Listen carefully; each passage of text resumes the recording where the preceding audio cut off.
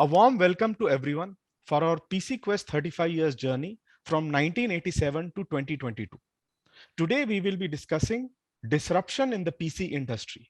And for that, we have a stalwart from that era in the form of Bikram Dasgupta, founder and executive chairman of the Globsyn group of companies. Welcome, Bikram. Thank you. So I'll just get straight to it.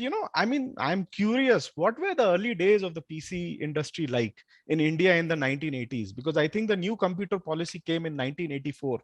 So who were the early users? And at that time, which were the industries that were disrupted due to the PC?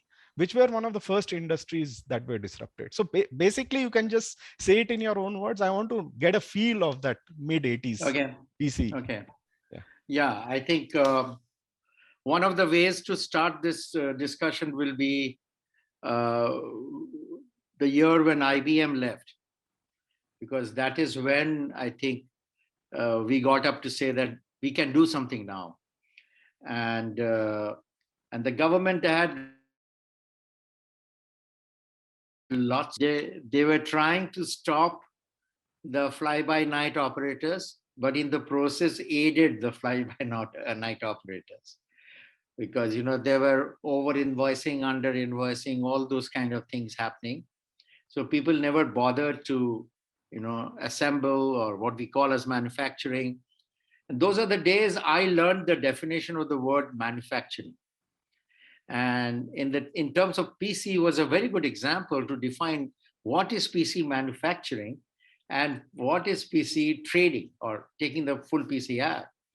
And what we differentiated with is that the fact that there are certain things, certain products, where you can see the sub-assemblies separately and as a whole. And PC will now belong to that category. So whether you will call it assemble, or whether you will call it integration, there was a huge debate that time on this. Huge debate going on. And the entire policy was getting framed on that basis. So I guess we were lucky initial days to have a very dynamic Secretary, Department of Electronics, Mr. Vittal. He had helped us hell of a lot, us meaning the industry. And we were going from MATE, Manufacturer Association of Information Technology. I was a very active guy in MATE. And we used to make our presentations. We used to talk about stuff which was, to us, sounded very idiotic, and you can't just sell. There were softwares which had 160% duty. So we let's say I picked up a software called WordPerfect, and I used to tell them, what is the street price of WordPerfect? Let's say it is X. You do 160% and you still not made your money. Then you have distributors, then you have your own thing.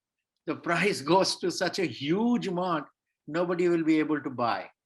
And this was our basic rationale. We were talking to the government in terms of doing something about it. This is a non-starter. While the sales were going on, it's not that we had stopped sales going on, but everybody was facing the music.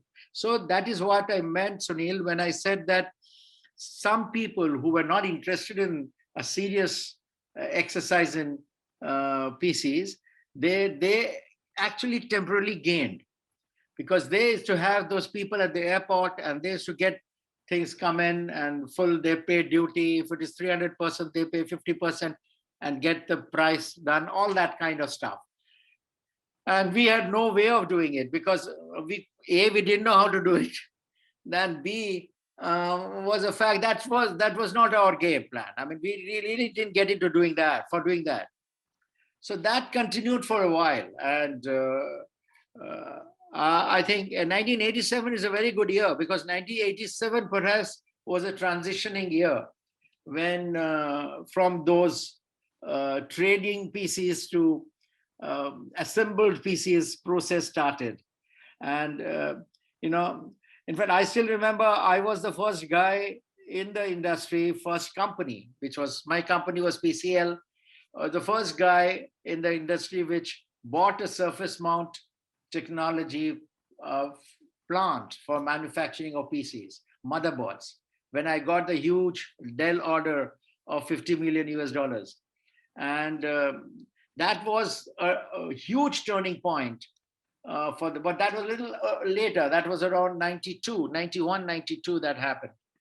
Before that, also this wrangling was going on, and we were all meeting in mate meetings and discussing, and none of us spoke the truth. Everybody spoke lies. So everybody had a thinking like, I am okay, you're not okay. That philosophy, it happens when you are small and you are trying to prove to the other guy that you're doing better than him. It was a very small industry. You have to visualize the industry those days to understand what it meant. Nobody wanted to talk lies for the sake of talking lies, but they had to have a position. Who are they? What are they doing?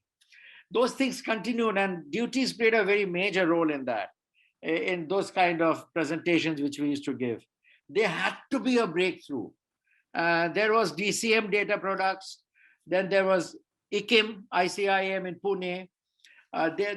These companies were the big guys, ICL earlier, and then became ICIM, and DCM was already there.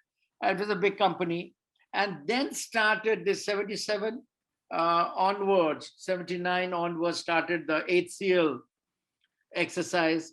HCL really brought in a lot of change. Many of us are from that company, and that is the first place we learned, So I remember when Arjun Malhotra was interviewing me for a job in HCL. So he was in IIT with me, my senior, and then he was in the same hostel. In IIT, hostel is more important than the department.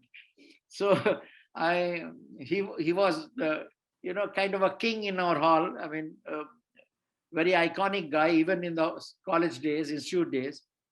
And he was interviewing for selection for people in marketing and other things. So then after a while, after the interview ended, he asked me, "Sir, how do you feel about this?" So I told him, "Arjun, I don't know anything about PCs. How will I sell it? I don't know anything." So Arjun, being Arjun, he just bowed down a little bit and winked, and he said, "Neither do I." And we carried on.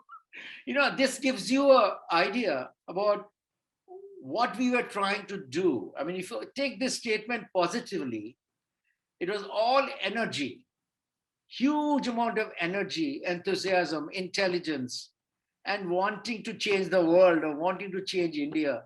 Those were phenomenal factors in the mind, not really product. My product is better than yours, or your product is better than mine. So that energy cannot be recreated, and that's a one-time energy. And that's why I again repeat, for the sake of repetition, I'll still say, that's why I believe DataQuest's role is very, very important. That because everybody believed a printed document. So DataQuest was the first printed document to say, this is this, or that is that. And that helped. That helped to get credibility, that helped to get recognition, that helped to get acceptance.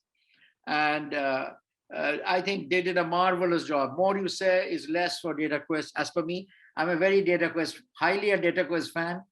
And I was with DataQuest in the sense that I was very involved with the process. The guys used to come to me to ask me questions about what do you think, what is going to happen here, what is going to happen outside the scope of my company, that it was PCL. They used to ask me questions, and I was very happy to respond because we were doing something which was not done before. So, that kind of a logic. And companies were still those old, see, everybody doesn't change. In a change, everybody doesn't change. And that has to be understood. And then only very few people change, and their percentage could be lower, but they bring the change. For others to take notice, and they said, wow, I'm going to fall behind. As moment to say you're going to fall behind, others start coming in, the bigger. So it was not ICIM or DCM which changed. It was HCL which showed the way, undoubtedly. And HCL was a bunch of people like us. I mean, all of us. And Molly, Arjun was there, Shiv was there, everybody. So I think that change started coming more into that 87, 88, 89, and a lot of things were happening that time. I mean, I don't know exactly, but if you ask me questions, I can answer. But that kind of stuff was happening. So if I summarize what I've said so far, Mm. I think we were in a jungle, but we had aspiration, and something happened to tell us that we're going to change the way India works. And this is genuine, Sunil. This is a genuine feeling I'm saying. It's not that I'm trying to make a point or I'm trying to say this way or that way. People believed that we're going to change the way India works. And it is those people who made this industry. And whether they knew or did not know was not important. I mean, that's why I said Arjun's statement will tell you. But more important was that energy which came into the space, and private companies came in, very few of them. Those days, HCL was really, really dominating. Then, little later, 1 or 2, 3 years later, Wipro came in, and they added a lot of sobriety and decency and methods and process to the system. HCL was completely a aggressive mouth ball, and they were a fireball. I mean, absolutely, HCL. That so Wipro brought the systems down a little bit, cooled it down, and they took that position that we know what we are talking about. HCL said we don't know what we are talking about, but we know what we want to do. Okay, so that these are two different positions which took center stage, and things started happening. Now, if you can interpret and give me some questions, I'll answer. Yeah. So that's a very fascinating origin story. And I guess you're right, belief and enthusiasm, that really goes a long way. So next Yeah. stage, I was, curious because, actually when the PC came, it was priced at 1 lakh and all that. But the first disruption happened when the prices crashed. I think Siva PC or something, from 1 lakh, it came down to 40,000. So that sudden disruption where the prices crashed, how did it affect the consumers? Which were the industries that made most of this price reduction? And I guess that's when PC truly went into the house of a common man. But see, you use the right name, Shiva Ramakrishnan. I think he also, in that sense, played an important role. However, his strategy told some of us that this is not going to last. By even strategically, it cannot last the way he approached it. Like if you have a box full of components, you land up in Singapore and you just pick up boxes after boxes after boxes, somehow import it into India, put it together and say 40,000. And this is my company, and come out with huge ads to do authenticity of the whole exercise. It does shake people. And so then we are out of business. If this guy's selling for 40,000, we are out of business. But I think people were very smart. And I personally feel, again, I'll give credit to HCL. Though they were very aggressive, but in these kind of situations, they played a very matured role. They changed very quickly. Make no mistake. They changed very quickly, but they didn't shout, "We are changing." That was the difference. Because Shiva actually was all over the place. There was a time when they were all over the place. And it had to be. There was a company called MMC. That was also, some HCL guys have gone and joined that company, the marketing guys, sales guys. We had lots and lots of jokes those days. One of them was, we had a guy called Benu Majumdar. I don't know where he is now, but he had sold the annual maintenance contract before he sold the PC. So that was a big, because the customer had only that money. I mean, they didn't have the money for the PC. So they said, okay, you buy the AMC now, we'll buy the PC later. So, some of them are jokes, some of them are perhaps not true. I don't know, after so many years. But however, all those things were happening in a very confused state of affairs. But yes, you have made the right name. Shiva did play a role in crashing the prices. HCL followed suit. They came back pretty aggressively. And that is when, in 19 87, 88, 89, PCL came in. Now, we launched our PCs in 87, exactly in 87. And we were a genuine competitor in terms of people-wise to HCL. Because man to man, we had a response vis-a-vis HCL. I was the kind of Amit Dasgupta in PCL. Anil Chopra was the aggressive, maybe part of Arjun Malhotra or part of us, everybody. Shiv was Dadan.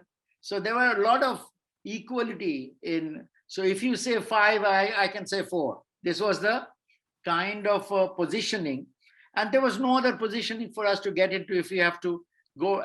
One decision we took in PCL when we started, that we have to be national from day one. There is nothing called, Delhi and then Bombay, then Calcutta. None of that. We are, all 4 of us went to 4 regions, 4 partners, and we sat there, and that's how it started. So you get a presence. Even if you sell 2 pieces everywhere, you are national. And we tried to give HCL a run for their money. It took time. It didn't happen overnight. But yes, I think we did give them a run for their money within a year's time, 2 years' time. So I think first that was the origin of the PC. Then the costs came down, and that. And another disruptor was, I think, the DTP revolution. And that also, because of the computer and the network LAN, the system was formed that I think DTP was a big time that was enabled by the PC. So if you can speak about that disruption also. Yeah, I can speak about another thing. There was a DTP and there was a multimedia. We used the word multimedia those days. And now, somehow when multimedia DTP came in, we actually tried to say that this is a bigger revolution than PC. And we were wrong. I mean, it didn't happen. But we did say that. I mean, because it suddenly we felt, I'll tell you, we were desperately looking for value to sell. Because if you say 1.5 lakhs or 2 lakhs for that hardware, somewhere you have to search value. Otherwise, the customer tomorrow is going to get up and say, what are you selling me for? This is the price list. This is what it costs. And we used to sell duty, all those we used to say, but it doesn't cut eyes. So we were saying wherever that time software was not there, Sunil. You had to mark this word, because that was software again changed the name of the game. Since there was no software had to be free. They were in our selling exercise.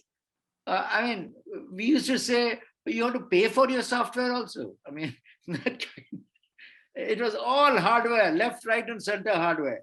So I think so again, the value didn't go up because it was all hardware. So I think with DTP and multimedia and these kind of things coming up, suddenly people saw value, they themselves put it up on their own so that it gets some kind of a exercise for them to sell that price and get some value out of the whole system. And that's what actually happened. Unfortunately, it didn't survive very long. It didn't take that position. But yeah, for a while, it looked very good. But everybody was also not prepared to sell DTP. It required a basic organization. When you're selling, you can trade a PC, just pick up the boxes and sell it. But when you start creating an organization, that requires a lot of other kinds of people in the company, and your overheads go up, and you're perhaps not thought of the company that long. So, that created a hindrance for those kind of products to come. Multimedia in particular, you required a different kind of a skill. I mean, that skill had to be added into the system. So I think there was as we were going along, these elements were coming in, but the traders were blocking it. Traders were ensuring that by cutting price, they will beat those things. It doesn't happen. You can't do that for long, but they did it for a while. I mean, Shiva brought respectability among the traders. He used to wear a suit, he used to wear a tie. So, it was not that Nehru Place guy, typically. So I think Shiva brought that, but that didn't survive long. So traders were pushing it back, so that these kind of values don't come in. So the only solution was you crash your duties. Unless you crash your duties. And then we realized that instead of going after hardware, let's go after software for the duties. If we can crash the duties of software and then we add value to the hardware, then hardware value will automatically come down through competition to a large degree. So that was a strategy which, as in Mate and other companies, we sat together, we took, and it took time to work out, but it worked out. I think then probably the next disruption was the laptop. So the coming of the Yeah, laptop, but how did yeah? even Sunil, Okay, sorry. no problem, Even please. software itself is a disruption. So maybe then you can speak a bit more about that before me Yeah, move on. because if you go back to those days, almost there was nothing called software. Almost. And today, look at the industry. I mean, it's amazing if I think of those days and now. Today, hardwares are selling only because of software. You know, I use this exercise quite often when I say that when you started selling computers first, then you sell hardware and software. Then you start selling information technology. No, the word information technology builds in software. So you're departing from hardware and software to information technology. So that was a major change in the way you present yourself. Then information tech, then we started talking solutions. When we talk solutions, software come in heavily. The hindrance for software was the duty. They had very stupid duties all over the place. So we were almost every day visiting DOE and trying to make a case out of this. And again, Mr. Vittal was a darling. He really, really helped us. He was such a useful gentleman. And he really understood that if I have to do well for myself and for my department, these boys have to do well. And these boys can't do well unless the duties are crashed. So and then software duty crashed to 0%. That was the huge game changer. From 100, 80, 85, 120, and difficult softwares or specific engineering software was higher. But generic software, Microsoft types, they crashed to 0%. And that day, I remember that time, we were overjoyed, because that was coming in the way. So I think that's a good and important disruptor. It came in. And then, of course, laptop, I would say, is already my son has come into play now in laptop, as if I say laptop, because, our days are gone. Laptop is started in the almost next generation, human being wise. And then, of course, there were, I would say that if you keep the laptop there and go jump into mobile telephony and look at iPods and you look at those kind of things, instead of looking at a laptop, I think there you found a lot of adoption happening, and people were getting used to using iPods and those kind of devices, because they can carry that anywhere in their hand bags and all that. And laptops slowly started replacing desktop. And this laptop to desktop is something like I will give an analogy. I give an analogy for laptop to desktop to the current telephone system. You have forgotten the PNT completely. I mean, there is nothing called a PNT telephone anymore. And so desktop was the PNT. So that as the technology shifted, it's had a natural death, or it died quietly or went into a section quietly. Government still kept on using it, but it was very handy for second-hand sale to come up. It's very handy for going into districts and villages and spreading computers there, because you could sell it cheap and popularize PCs. Those things happen, but generally laptop by then has taken over, and it was pretty smooth. I don't notice something drastic happening in the laptop adoption.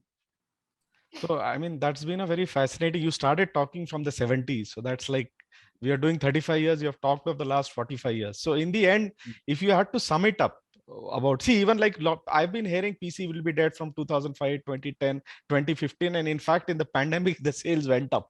So if you had to just sum up the PC industry as parting words, how would you go about the last 40 years of PC maybe and what it is today? I am a very HR oriented guy. So my answer will be entrepreneurship. I mean, you wouldn't have seen this level of entrepreneurship, and I would be aggressive to say in any other industry. I mean, and people, middle class people. My father was a government officer. He was joint secretary. I can't even think of starting a company if it's any other area of work, and I could. So I think entrepreneurship and making the middle class entrepreneurs come up later. They became, you can tell them they became billionaires, millionaires, all that crap. That's fine. But you go to the root, go to the start. That aspiration which got created in the mind of a good student who went to IIT or who went to RE college and he said, I can do something on my own. That contribution goes untalked of. Nobody talks about that. And I think that is the revolution which happened. See, in a product revolution, it's a lot more easy, in my sense, in my analogy. This revolution, with the same education system, not too much of change in the education system. So, but there was total change in the way we started looking at things. And I think that's the major revolution which happened. And I feel very proud that we are among those groups of people who participated in that revolution and brought that revolution. Now, I mean, you can't have a better summary than this. I mean, this is, since you are a journalist and you've such a large news magazine you cover, if there is a way to, put on frame 1,000 entrepreneurs in a photograph, something like that. I don't know what imagery you will do. And, talk about this is IT industry. That's it. I mean, this is how computers came in. I think it will really, some of them are dead and gone. They're all bald, they're all gray haired, they're all kinds of things have happened to them. Doesn't matter. Doesn't matter. They still get a lot of respect from everywhere at what they have done. At least they feel good about themselves, which is the most important thing. You take a guy like PG, the kind of things he has done, phenomenal. And many of them for the first time happening, which is he also did not have the answer. And it's not that easy to start something when you also don't have the answer. It's not easy. And build an institution out around that, build an organization around that. And not one or two, hundreds happened. So I think that I would summarize as the major thing happening in the industry. I think that's a great place to end. So it's been a real fascinating talking to you and going down memory lane. So thank you so much for so much food for thought.